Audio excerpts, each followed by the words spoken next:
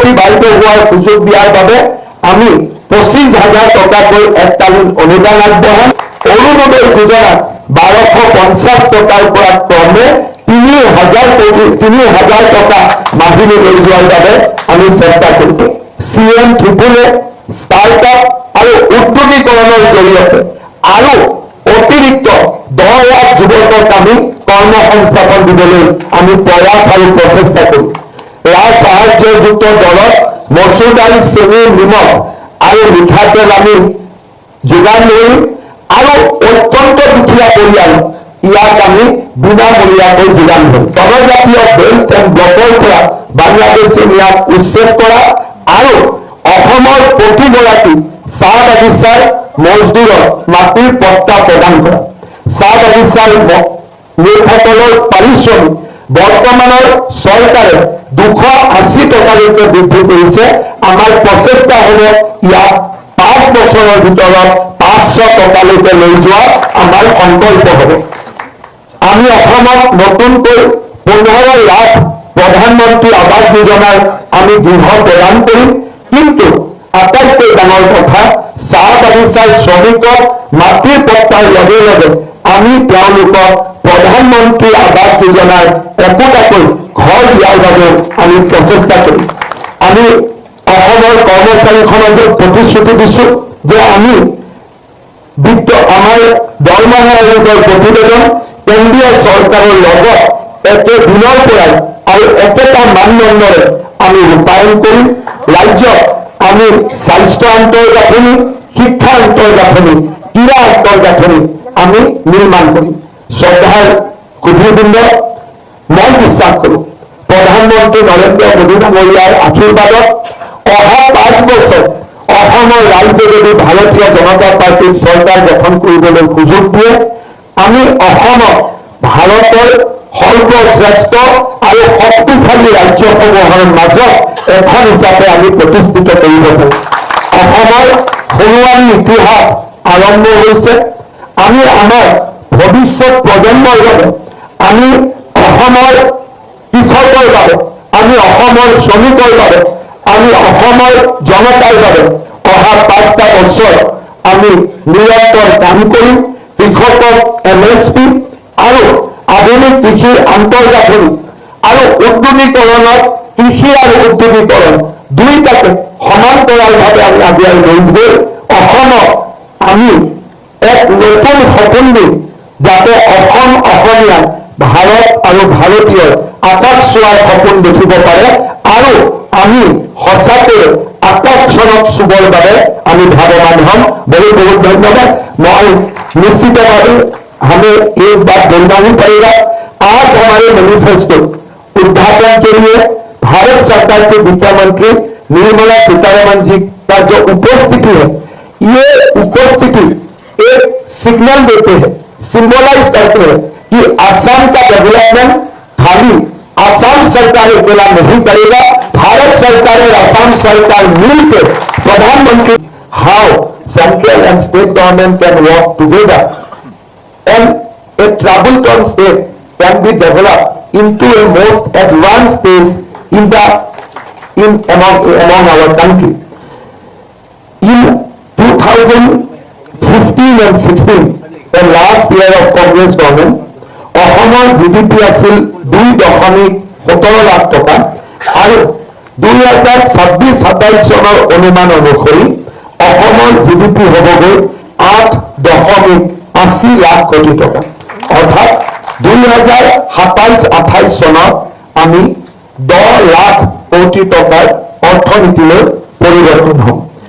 Central tax ৰাজ্যৰ 40 লাখ মহিলাক লাখপতি বাহিত হোৱাৰ সুযোগ দিয়াৰ বাবে আমি 25,000 টকাকৈ এককালীন অনুদান আগবঢ়াম আৰু অৰুণোদয় যোজনাত 1250 টকাৰ পৰা ক্ৰমে 3,000 টকা মাহিলী লৈ যোৱাৰ বাবে আমি চেষ্টা কৰিম।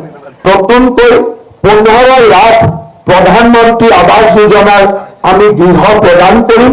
কিন্তু আটাইতকৈ ডাঙৰ কথা, চাহ বাগিচাৰ শ্ৰমিকক মাটিৰ পট্টাৰ লগে লগে আমি তেওঁলোকক প্ৰধানমন্ত্ৰী আৱাস যোজনাৰ একোটাকৈ ঘৰ দিয়াৰ বাবে আমি প্ৰচেষ্টা কৰোঁ। আমাৰ চৰকাৰ অহাৰ লগে লগে আমি 5 বছৰত ৰাজ্যৰ 2 লাখ যুৱক যুৱতীক চৰকাৰী আমি চাকৰি দিম।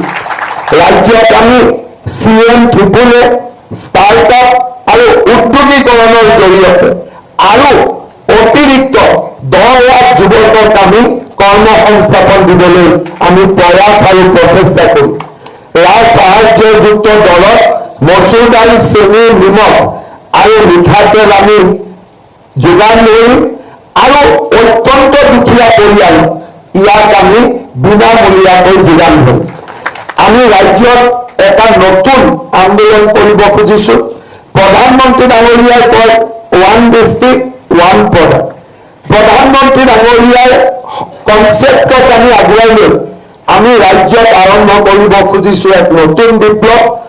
1 district 1 university 1 medical college 1 engineering college. 1 district এখন জিলা, এখন মেডিকেল কলেজ, এখন বিশ্ববিদ্যালয়, এখন অভিযান্ত্ৰিক মহাবিদ্যালয়। অসমৰ প্ৰতিখন জিলালৈ ইয়াক আমি আগুৱাই লৈ যাম। প্ৰাক প্ৰাথমিকৰ পৰা স্নাতকোত্তৰ পৰ্যায়লৈ KG to PG এই সমগ্ৰ শিক্ষাৰ যিটো চাইকেল বৃত্ত তাক আমি বিনামূলীয়া কৰিম। প্ৰাদেশিকৰণৰ সমস্যা আমি সমাধান কৰিম আৰু ৰাজ্যত আমি শিক্ষা খণ্ডত এক নতুন বিপ্লৱ আনিম। ৰাজ্যত 40 লাখ মহিলা লাখপতি বাইদেউ হোৱাৰ সুযোগ দিয়াৰ বাবে আমি 25,000 টকাকৈ এককালীন অনুদান আগবঢ়াম আৰু অৰুণোদয় যোজনাত 1250 টকাৰ পৰা ক্ৰমে 3,000 টকা মাহিলী লৈ যোৱাৰ বাবে আমি চেষ্টা কৰিম। বৃন্দাবনী বস্ত্ৰ উভতাই অনা, অসমৰ ভাষা সংস্কৃতিক সুৰক্ষা কৰা, অসমৰ জনজাতীয় ইতিহাসক সুৰক্ষিত কৰা, অসমত নিজৰ ছেটেলাইট স্থাপন কৰা, অসমত প্ৰটন থেৰাপিৰ দৰে ট্ৰিটমেণ্ট আৰম্ভ কৰা আৰু আমাৰ অসমক আমি ক্ৰীড়াৰ ৰাজধানী হিচাপে নিৰ্মাণ কৰাৰ বাবে আমি প্ৰচেষ্টা কৰিম। মিচিং, ৰাভা, সোণোৱাল কছাৰী, ভেঙাৰ কছাৰী, দেউৰী, তিৱা আৰু বড়ো কছাৰী স্বায়ত্তশাসিত পৰিষদলৈ সাংবিধানিক মৰ্যাদা, বিষ্ণুপ্ৰিয়া, মণিপুৰী, ভৰ বা ৰাজগড়, মেৱাৰ, ভুজেল, চবৰ, সতনামী, কিৰণ সিং কেন্দ্ৰীয় চৰকাৰৰ OBC তালিকাত সন্নিৱিষ্ট জনজাতীয় বেল্ট এণ্ড ব্লকৰ পৰা বাংলাদেশী ন্যায় উচ্ছেদ কৰা আৰু অসমৰ প্ৰতিগৰাকী চাহ বাগিচাৰ মজদুৰক মাটিৰ পট্টা প্ৰদান কৰা। চাহ বাগিচাৰ লোকসকলৰ পাৰিশ্ৰমিক বৰ্তমানৰ চৰকাৰে 280 টকালৈকে বৃদ্ধি কৰিছে। আমাৰ প্ৰচেষ্টা হ'ব ইয়াক 5 বছৰৰ ভিতৰত 500 টকালৈকে লৈ যোৱা আমাৰ সংকল্প হ'ব। আমি অসমত নতুনকৈ 15 লাখ প্ৰধানমন্ত্ৰী আৱাস যোজনাৰ আমি গৃহ প্ৰদান কৰিম। কিন্তু আটাইতকৈ ডাঙৰ কথা, চাহ বাগিচাৰ শ্ৰমিকক মাটিৰ পট্টাৰ লগে লগে আমি তেওঁলোকক প্ৰধানমন্ত্ৰী আৱাস যোজনাৰ একোটাকৈ ঘৰ দিয়াৰ বাবে আমি প্ৰচেষ্টা কৰিম। আমি অসমৰ কৰ্মচাৰীখনক প্ৰতিশ্ৰুতি দিছোঁ যে আমি আমাৰ দৰমহা আয়োগৰ প্ৰতিবেদন কেন্দ্ৰীয় চৰকাৰৰ লগত একে দিনৰ পৰাই আৰু একেটা মানদণ্ডৰে আমি ৰূপায়ণ কৰিম। ৰাজ্যত আমি স্বাস্থ্য আন্তঃগাঁথনি, শিক্ষা আন্তঃগাঁথনি, ক্ৰীড়া আন্তঃগাঁথনি আমি নিৰ্মাণ কৰিম। শ্ৰদ্ধাৰ সুধীবৃন্দ, মই বিশ্বাস কৰোঁ প্ৰধানমন্ত্ৰী নৰেন্দ্ৰ মোদী ডাঙৰীয়াৰ আশীৰ্বাদত অহা 5 বছৰ অসমৰ ৰাইজে যদি ভাৰতীয় জনতা পাৰ্টীক চৰকাৰ গঠন কৰিবলৈ সুযোগ দিয়ে, আমি অসমক ভাৰতৰ সৰ্বশ্ৰেষ্ঠ আৰু শক্তিশালী ৰাজ্যসমূহৰ মাজত এখন হিচাপে আমি প্ৰতিষ্ঠিত কৰিব পাৰিম। অসমৰ সোণোৱালী ইতিহাস আৰম্ভ হৈছে।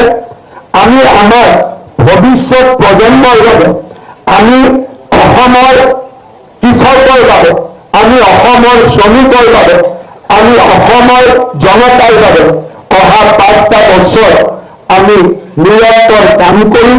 কৃষকক MSP আৰু আধুনিক কৃষিৰ আন্তঃগাঁথনি আৰু উদ্যোগীকৰণত কৃষি আৰু উদ্যোগীকৰণ দুইটাকে সমান্তৰালভাৱে আমি আগুৱাই লৈ গৈ অসমক আমি এক নতুন সপোন দিম, যাতে অসম অসমীয়া ভাৰত আৰু ভাৰতীয়ৰ আকাশ চোৱাৰ সপোন দেখিব পাৰে আৰু আমি সঁচাকৈ আকাশখনক চুবৰ বাবে